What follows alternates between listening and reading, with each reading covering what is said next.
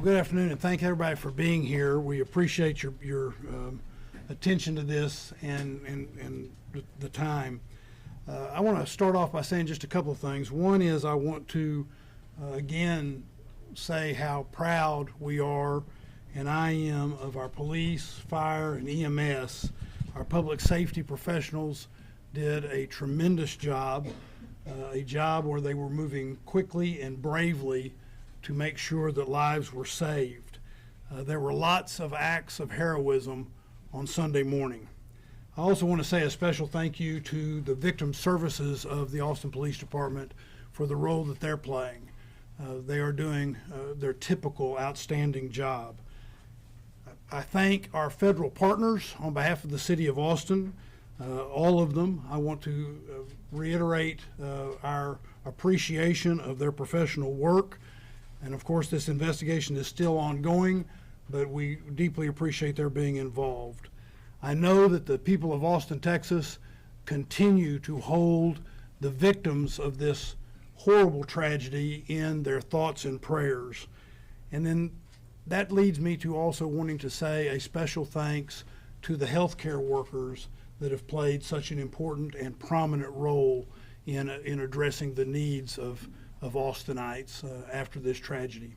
I'll have a few more things to say, but I want to bring up our Chief of Police, who, again, I deeply appreciate the work that she has done and the way she has handled this matter. And so, Chief Davis. Thank you, Mayor.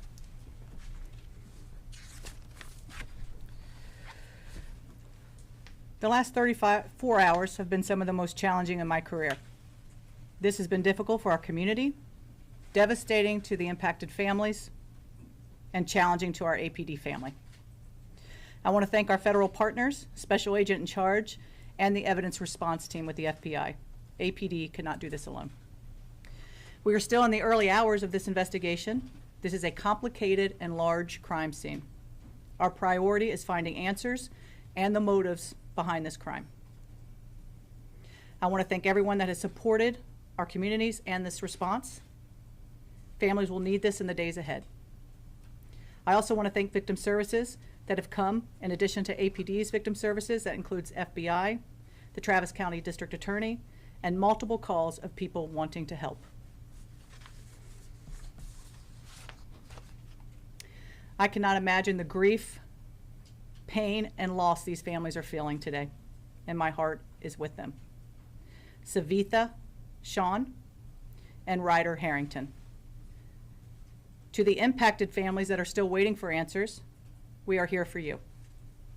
A family resource center is being stood up, as we know numerous people have been affected by this, and we are daily, hourly getting calls of people that have been victimized by this.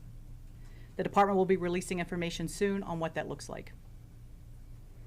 When I arrived on this scene, again, it was complex and very large. The work being done by the Austin Fire Department, the Travis County Emergency Medical Service, and APD was quite impressive. Once the initial scene was secured, we reached out to our federal partners to assist in this resource-intensive scene and to address concerns of potential terrorism. We are working in tandem with the FBI, conducting numerous interviews and gathering evidence. If you can imagine, we have over 150 witnesses to this event that we are working with the FBI. And we are also investigating an officer-involved shooting. As I have committed in the past, in any officer-involved shooting, we will be releasing info as quickly as possible. Later this week, potentially Thursday, we'll be releasing body-worn camera of this event, as well as information on the suspect, including criminal history. Again, we are making, and I want you to know that we are making tremendous, significant progress in this case, but it will take time.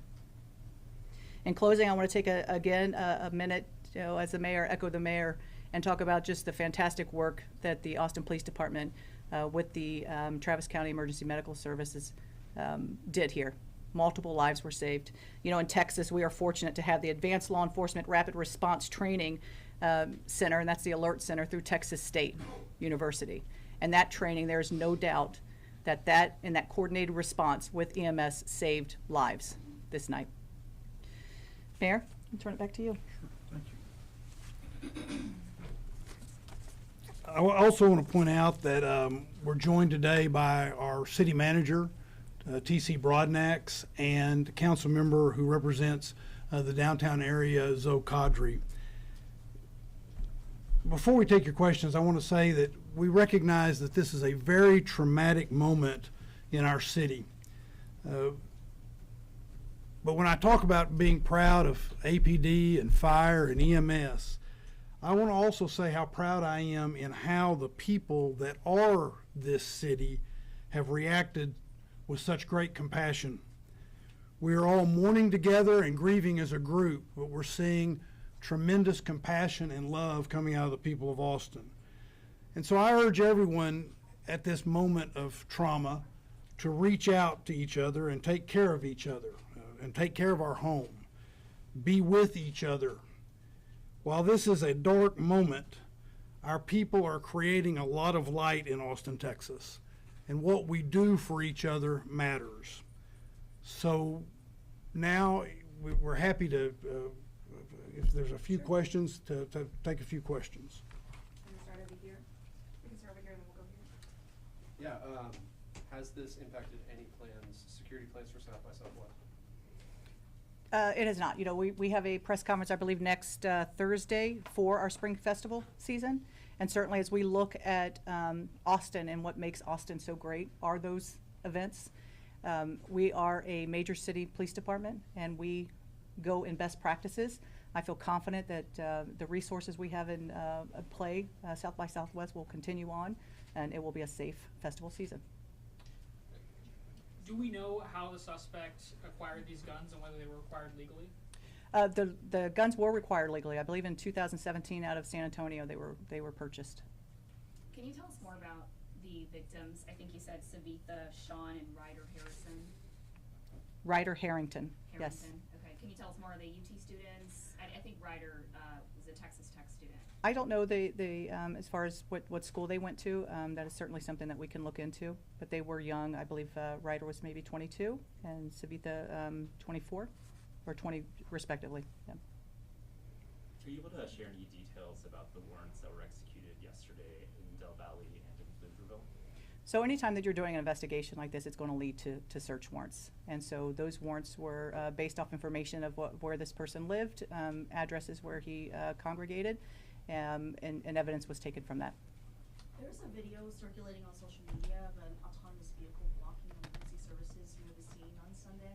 Can you guys talk about the situation, what you encountered, and how you as you were accessing the scene and transporting victims? Yeah, I think that's something, I don't know if, Rob, if you wanted to address it?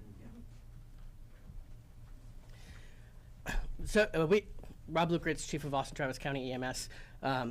EMS, as well as our fellow public safety partners, work very closely with the autonomous vehicle vendors that operate here in the city of Austin. We had more than 20 assets, resources that responded to this event. As was said at an earlier press conference, we were on scene within 57 seconds.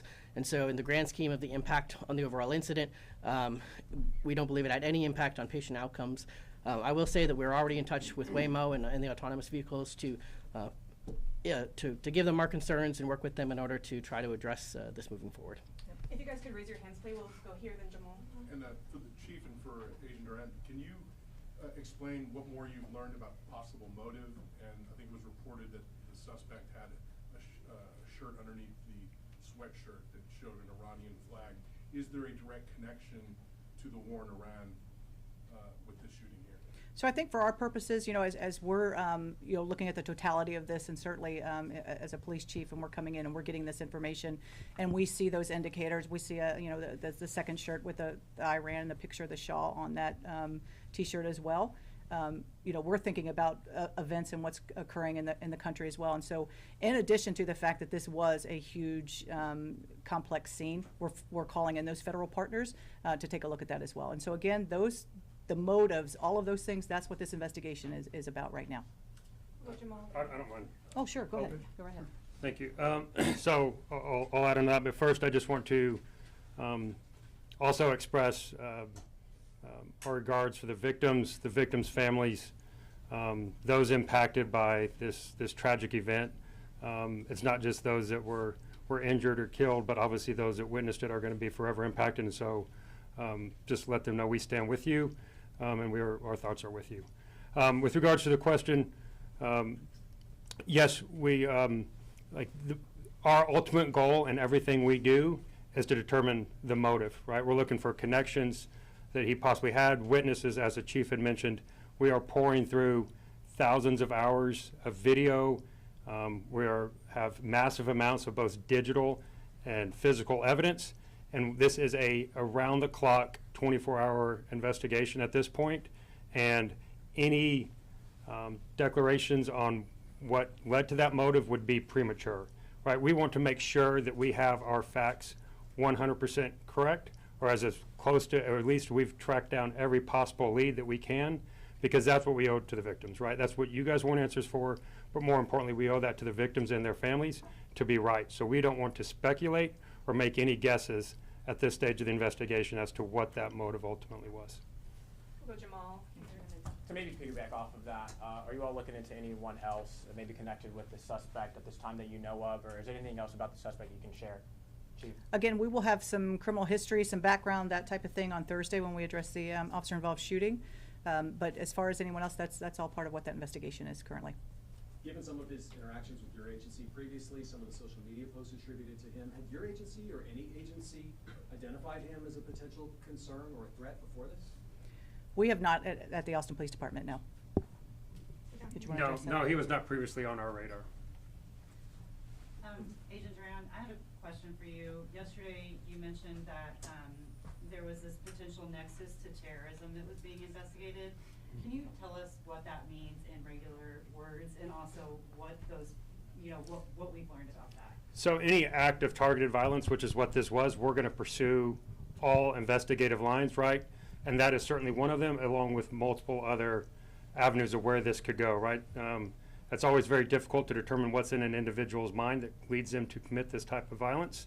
And so we will continue to, like I said, pour through the evidence, talk to witnesses, talk to friends, talk to associates that knew this person, obviously tracking movement leading up to and on the night of the event, and also going back as far back as we can trace them. That's what the FBI does, and we're doing that in lockstep with our partners, and we will continue to do that until we get that answer to determine what that ultimate motivation was. We'll take 2 or 3 more questions. We're going to start in the back here, and then we'll go to Angela and end with Dante.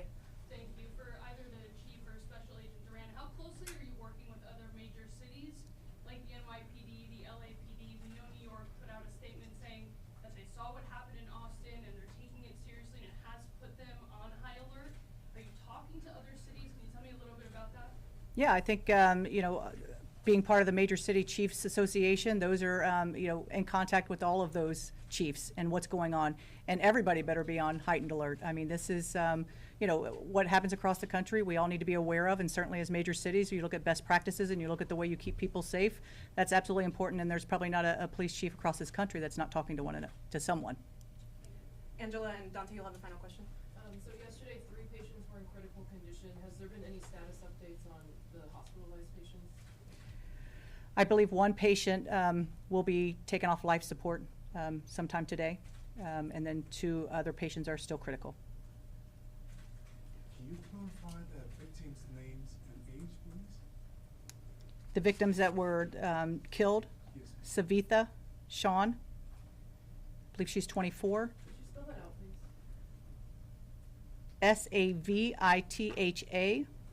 Savitha Shan, and Ryder, Ryder Harrington, Harrington. I believe he's 22. Thank you. Dante, final question. I'm curious if you think that Austin's recent Safer 6th Street initiatives and things like that contributed to faster police response. Absolutely. When you look at again, I talked about the Alert Center and our partnership with Texas State and what that does. And I made a note to myself because it is, we have CAST, which is our Counter Assault Strike Team, CAST, and that includes EMS, it includes AFD and APD. And they sit in this very room every Friday, Saturday, and Sunday night to address potential threat concerns from our entertainment areas. And so that is something that we have to be prepared for when you have large events, large-scale events, and we do this in our other large-scale events as well. When you're talking South by, you're talking about other things where there are large crowds. We are there and prepared. So absolutely. If I might add one thing to that, in 2024, and Chief Lukeritz and I talked about this yesterday, I guess it was. In 2024, the City of Austin also created the Downtown Area Command with EMS so that we would be better ready. That's what the recommendations coming from the professionals in EMS said they wanted and needed, that sort of thing, so we would be better ready. You know, God forbid there was a situation like this, and we think that also played a significant role in addition to what the chief was saying. Thank you all.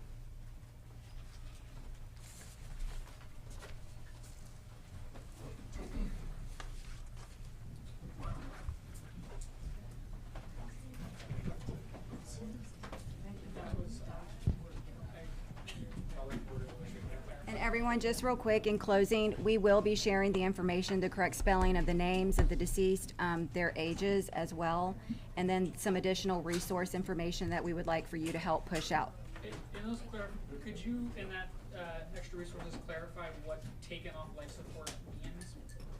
We can look into that for you. And both of the treatments are from Austin. Say that again? Both from Austin. We'll find out that information. Thank you. Thank you all for being with us.